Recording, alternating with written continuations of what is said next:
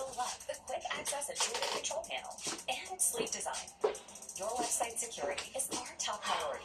All hosting our plans come with free SSL, and the built-in malware scanner detects security flaws in real time. It also repairs the compromised files and protects your site from spam. WordPress has great SEO tools to help people easily find your blog or online store and drive traffic to it. We use light-speed servers, super fast storage, caching systems, and a CDN to ensure fast loading times and a lag-free WordPress experience. Already got a website? Use Hostinger's free WordPress auto migration tool. Need a catchy name for your site? All premium Hostinger plans come with a free domain. Join a community of millions of creators worldwide, making money with WordPress-powered websites. And a low cost. It's web hosting as it's supposed to be. Choose freedom. Hosting. 3, 2, online. 2, 3, 4, 3, 1, 2, 3, 4, 4, 1, 2, 3, 4, 5, 1, 2, 3, 4, 6, 1, 2, 3, 4, 7, 1, 2, 3, 4, 8, 1, 2, 3, 4. A year ago, we had some extremely long-range wagons.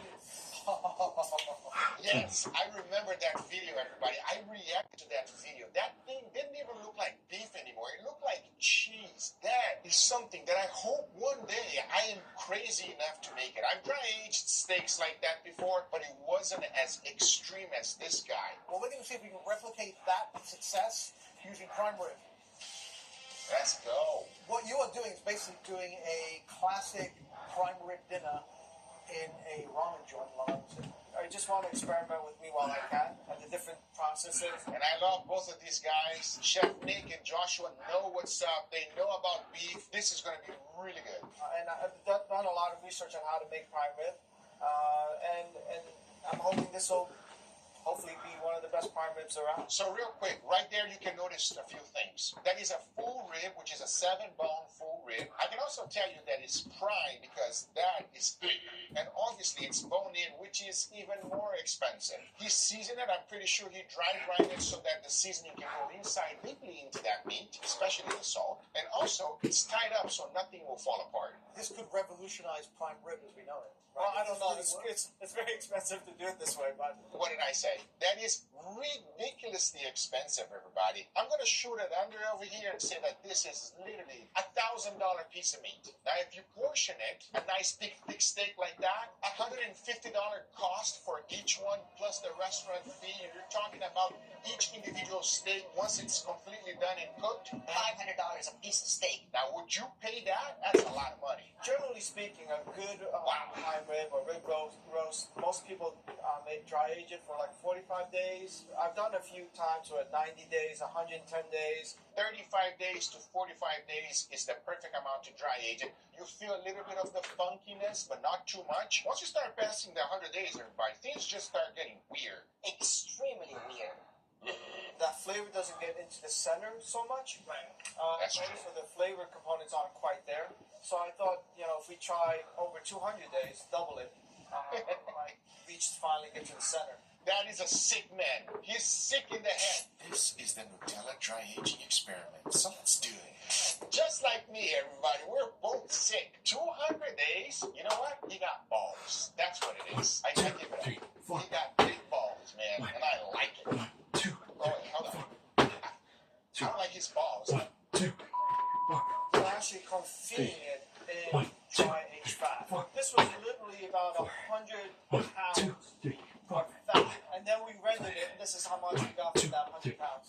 100 pounds of fat. That is a lot of fat. To render that whole thing down is a huge pain in the butt, everybody. I said 1,000. You should probably bump up the price quite a bit more. We have about 20 quarts of dry aged fat. This dry aged fat is about 90 days, between 45 days and 90 days. So it's combined. So an average of probably about 60 days. So he's talking about coffee, but I want you to notice exactly what he's using, everybody. Sous vide. It's being sous vide in fat. And if you know me, I've dedicated an entire channel for sous vide, and I love it, and it is one of the most successful ways to cook any protein to make sure that you don't overcook anything. So that's why he's using it. He doesn't want to cook it out. Confit is a classic French technique traditionally used 8, for serving 2, meats like duck 4, and goose. But it's a great way of slowly cooking something so that you can really get it to a perfect temperature and not overcook it. But that's not confit, everybody. You should say it like it is. Confit is being cooked in fat. That's what it is. That's sous vide. Notice that he has a circulator, a thermometer in there. He's monitoring the crap out of this thing because he don't want to mess it up. I don't blame him. That's a lot of money. 57 hours later, we are at 129. 57 hours later? No, there's no way that that's 57 hours later. No, really, how long did it actually go in here for? It's been in there since 8 o'clock. Right now it is 4 o'clock. Okay, that makes sense. I guess he was just joking. A lot longer than you actually expected, right? Much longer. Way longer. Yeah, almost double the time. And here is the moment of truth. Wow. Wow. Awesome. Look at that thing.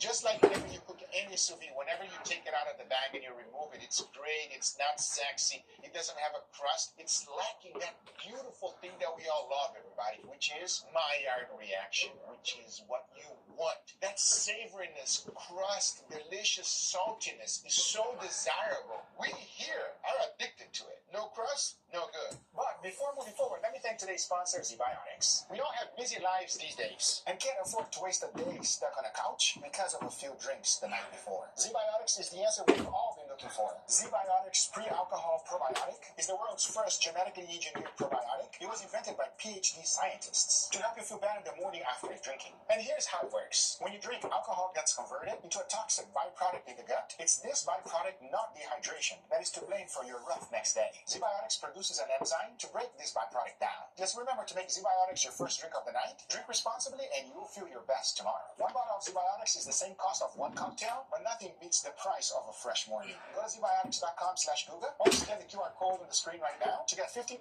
off your first order when you use code Google at checkout. You can also sign if you are unsatisfied for any reason. They'll refund your money, no questions asked. Remember to head to zbiotics.com/Google and use the code Google at checkout for 50% off. But thanks ZBiotics for sponsoring this video, but now let's get right back to it. It ended up taking a lot longer than anticipated to bring to the 129 degree infrared temperature the chef was looking for. Frankly, that's overcooked for my taste, and it also meant that I had to wait longer to eat this one degrees. He's seasoning it again? Or did he never season it previously? Now I'm quite curious about this. Because if he did not season it previously or let it dry brine like I thought in the beginning of the video, the middle of the steak will not have any seasoning, and that's not a good thing. He's going all out. I'm sure he's seasoned it before. Put it out, just do the reverse here. And what are you going, like 10 minutes? No, about 6 minutes. 6 minutes at 500 degrees or as hot as that. As hot as oven gets out, it gets roughly about 600 degrees.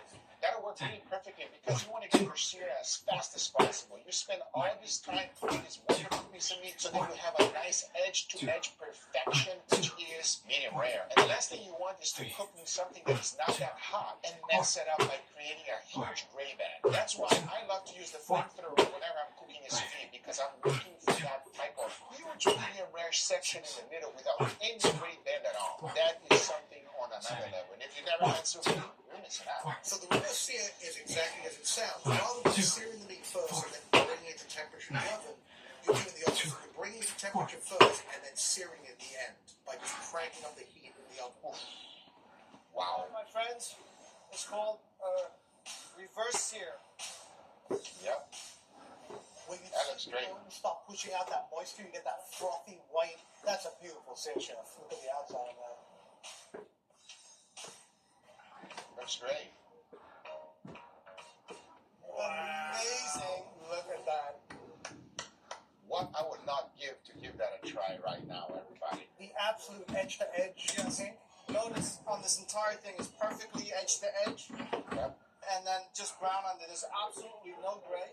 And you can also see that a lot what that is actually the dry age. Yes. You see, especially from this end, it's pretty funky. See that big piece of steak with the bone right there? I would say minimum, if you buy on a restaurant setting, that whole thing, $600, everybody. I'm telling you. And it will probably be extremely reasonably priced, because if you try to buy that in Salt Bay's restaurant, you're going to eat that guy. Yeah, me and him, we're not friends. Want to get into software development, data analytics, or IT and security? Well, do yourself a favor and grab this course on YouTube. Just a beginner in Python? What you don't know, you can learn it here and be ready for your first big break. All right, grab the course now. Thank you very much. Thank you, Brian. Thank you, Chef. This is the moment that this 18-hour cooking process has led up to. Wow. Although I have a feeling this could be like one of those moments that my whole life has been leading up to. Oh my God, that looks amazing.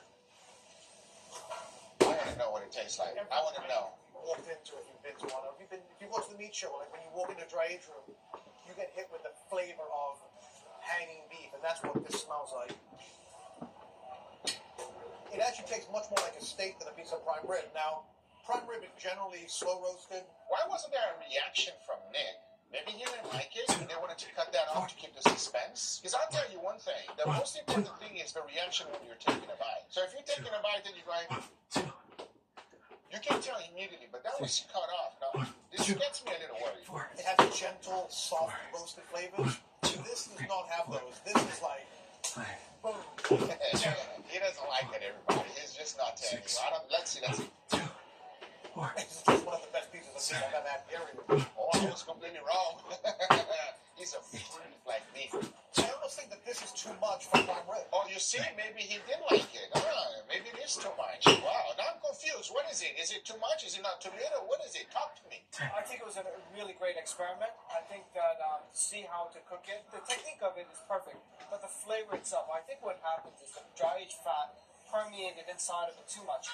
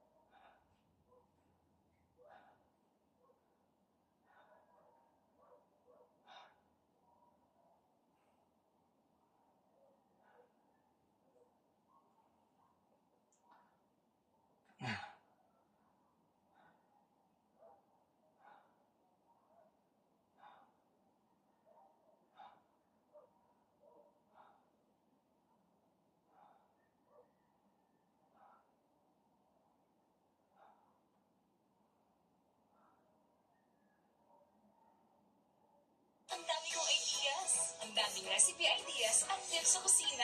Join Back Sarap sa Stansya. That was a big challenge. The apple juice got this tiny... 40 miles south of Minneapolis, on the banks of the Cannon River, is the town of Northfield, Minnesota, home to Carleton College. It's a small, private, liberal arts college, often considered one of the top schools in the Midwest. Carleton, I knew was a good school. I applied to it because a friend of our family's had gone there. And Carleton had 300 to 400 in each year. So maybe there were 1,600 or 1,500 students there. So it was a small setting. The classes were small. They had seminars. They had small groups of people. And it was a very socialistic school. Once you paid your tuition, everything else was free. They kind of equalize everybody there. I looked at a bunch of different colleges. I applied to Princeton, but I didn't get in. I looked at Northwestern in Illinois, but I did not like the campus at all. I looked at Carleton in Minnesota, which was a kind of a high-powered school, and that looked like the kind of environment I wanted, which was a little bit not in the city, kind of a rural setting, and everything was contained on campus, and I kind of liked that. At the time, I think the tuition for Carleton was $3,000 a year, which sounds like a real bargain now. In the fall of 1971, Paul Dillenberger and Bill Heineman were seniors at Carleton College. They were math majors, hoping to become teachers after graduation. Well, it seemed to be the subject that I did the best in. Risking it all for new faith in Christ. Worldwide, Muslims who leave their faith are considered apostates, and according to the Quran, they must be killed if they refuse to return to Islam. Regardless of the danger, our next guest contends Iranian officials report so many Muslims are now coming to Christ in Iran, they've been forced to shut down 50,000 of 75,000 mosques. Here with more is Don Schenk. He's executive director of the Tide Ministry. Don, this is incredible. If true, 50,000 mosques shut down, at least 1 million people have accepted Christ in Iran. So why? What's happening there that's different than other parts of the Islamic world? Well, I think what's happening there is actually representative of what's happening in the Islamic world. And those statistics there that were quoted in a blog that we had posted are not something that we came up with on our own. Those have come from other research and reputable news agencies that have provided that. But as God has opened the door for our ministry to take media presentations into Muslim countries, we do radio programs and some TV programs. Currently, for example, in the Middle East, we have 3 Arabic dialects that we're broadcasting in. And there's some people who are hungry for something of purpose and substance. And I believe that God has opened that door and He is working in the lives of certain areas of the population. We have, of course, dreams and visions. And as we have people responding, one of the things that I see is they are finding value in who they are. They're also finding purpose, and I think a different understanding of who God is. I get responses from listeners who say, now I understand that God loves me. I always thought that God wanted to punish me. And I think there's an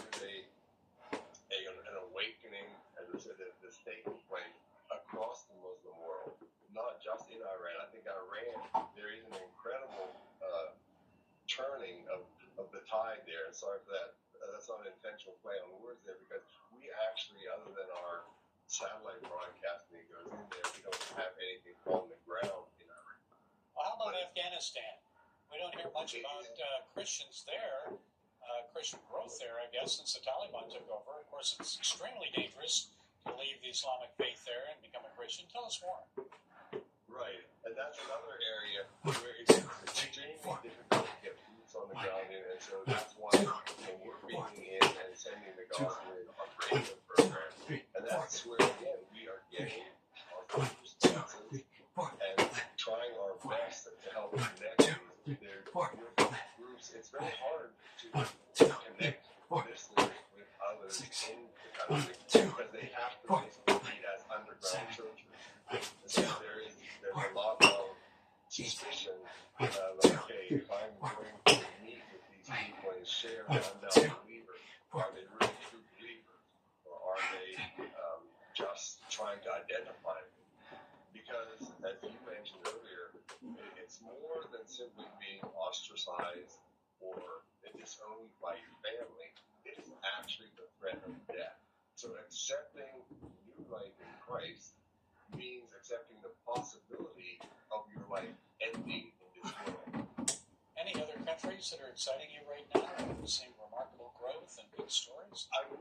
There's one, I mentioned that we have 3 Arabic dialects that we're broadcasting in, and Yemen is a country that, if you go back into history, within the first 5 centuries of Christianity,